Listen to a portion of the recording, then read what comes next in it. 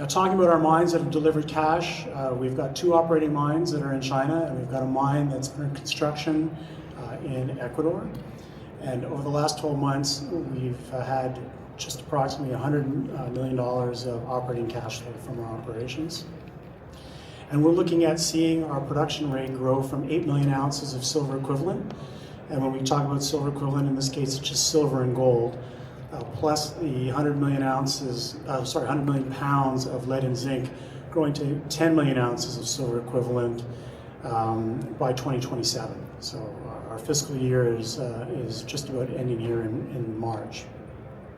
Over the last 12 months, silver has been the majority of our revenues at 61%, and it cost us on an all-in sustaining basis $11.55 to produce an ounce of silver. Now, we've embarked on a growth strategy to unlock value for shareholders, and this has really 3 key elements. One is funded organic growth, and so we've been working on a program to expand our Ying mine in China, and I'll touch on that in a moment. We have a satellite opportunity near Ying called Quanping that we're looking to bring in production. And now that we've acquired these projects in Ecuador, Domo is our next project up that we see turning into a producing asset. We also picked up the Condor project in Ecuador, which we can see being a high-grade underground gold mine. The second element of the strategy is acquisitions. We're looking for high-margin projects that we can bring into production on predictable timeframes and capital costs. And we completed the Adventus mining acquisition in July of 2024, and that's what took us to Ecuador. There's a few other transactions listed here that didn't go ahead, but in most cases where we didn't get into a bidding war, we actually walked away making a gain through the process. The last element of the growth strategy is incubating what we think are very promising earlier stage opportunities. And I mentioned New Pacific Metals, where we have a 27.4% stake, which itself has 2 great undeveloped silver projects in Bolivia. And we have other investments, and as I noted, one of those is Oman. So talking about Ying in China, this has really been the engine of growth for the company. It's 7 mines feeding ore into 2 mills, which are now operating post the expansion at 4,000 tons per day. Been in operation since 2006, and we sell our silver, lead, and zinc concentrates to smelters within the region on very favorable terms. We've done a lot of drilling and exploration over the years, drilled over 2.4 million meters of core. This current year, we're going to do 250,000 meters of drilling at Ying. That kind of information is what's allowed us to feed into making investments for the future of the asset. And we're in the midst of a program to transition to more mechanized mining. That will involve more of a shrinkage mining method. So to do this, we're expanding some of the ramps and adding in larger equipment. And we've just completed 2 major projects which we had on the plans for this year. One was the expansion of the mill, where we added 1,500 tons per day of milling capacity, and the second was completing a 3rd tailings storage facility. Both of those projects got completed on time and actually under budget. Moving to Ecuador and the Domo project, which is the reason we made the acquisition of Adventus. We see Domo being Ecuador's next mine to come into production. It's fully permitted. The 2021 feasibility highlights are shown there on the right, and we think that, in fact, the 248 million capital number, we might be able to do better than that. And the work we've been doing since the acquisition is really done nothing but confirm our belief as we move ahead with more detailed planning. And we recently announced that we signed one of 3 contracts with a big construction group in the country to take care of certain elements of getting this capital program done. And so with that and the additional work we're planning in this first quarter, we see ourselves moving into real earth moving by the end of this quarter, beginning of next quarter, to hit that production target of the second half of 2026. Now, the Condor Gold Project is also in Ecuador. It's in a different part. It's in the south of the country, south of the Mirador copper gold mine, and also south of Lundin's Fruta del Norte. Here, we're benefiting from over $80 million that was spent by prior operators in terms of drilling.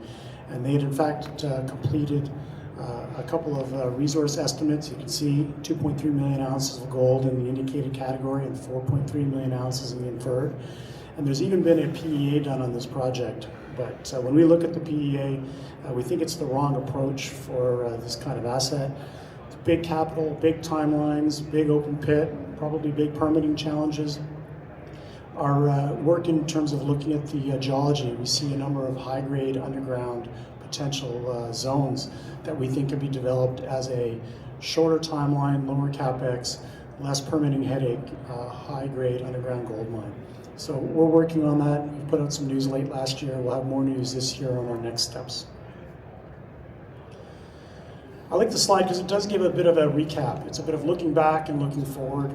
On the left-hand side, it's focused on China. You can see 100 million ounces of silver equivalent. Again, just silver and gold has been produced. In our proven and probable reserve category, we have 108 million ounces. So it took us 18 years to produce that 100 million, and it's going to take about 12 years to produce the 108 based on our current mine plans. On top of that, though, we have a very healthy inventory in terms of ounces in the M&I category of resources as well as inferred. Moving over to the right-hand side, you can see what adding Ecuador does. Not only does it bring geographic diversification, it adds meaningfully to our proven and probable reserves, resources, and also inferred resources by the addition of the Condor and the Domo projects. Despite that, we still trade at the lower end of the multiples, valuation multiples compared to our peer group. Both on EV to EBITDA, price to earnings, and price to cash flow.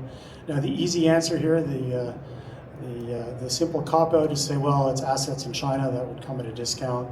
I would argue, though, our track record is one that shows we've been very successful operating in this environment and delivering profits to shareholders.